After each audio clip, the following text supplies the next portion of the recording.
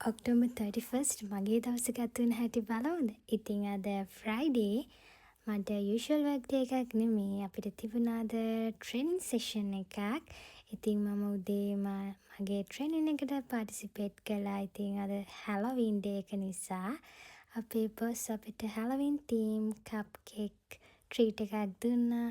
Oh my god, they are so cute. ඉතින් අපිට time එකක් තිබ්බේ නැති නිසා අපි ට්‍රේන් එක යන ගමන් අපේ ලන්ච් එක ගත්තා. ඉතින් මම ට්‍රේන් එකේ ඉවරලා ගෙදර ආවා. මම එඩිස් එකෙන් shopping කරා ක්‍රිස්මස් එකට. but මට ඒ ටික රෙකෝඩ් කරගන්න අමතක වුණා. and මම ගෙදර ආපු ගමන් කරේ වොෂ් එකක් දාගත්තු එක. මොකද අද හරිම ටයර්ඩ්. ඉතින් වොෂ් එක දාගෙන මං හිතුවා කොෆි එකක් බොන්න ඕන කියලා. මම මේ අලුත් කොෆි ෆ්ලේවර් එකක් try කරා. white chocolate mocha.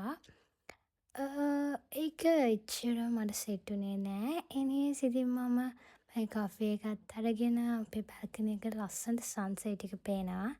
ඉතින් විවේක එන්ජොයි කරන ගමන් මගේ කොෆි එක බිව්වා. ඊට පස්සේ මට රෙකෝඩ් කරගන්න පුළුවන් වුණේ නෑ ගොඩක් දේවල්. මොකද මගේ හස්බන්ඩ් ගෙදර ආවා.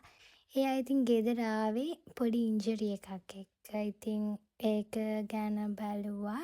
ඉතින් ඒ නිසා මට ඉතුරු ඩේ එකේ ගත වුණේ කොහොමද කියලා රෙකෝඩ් කරගන්න බැරි වුණා. anyways, thanks for the watching.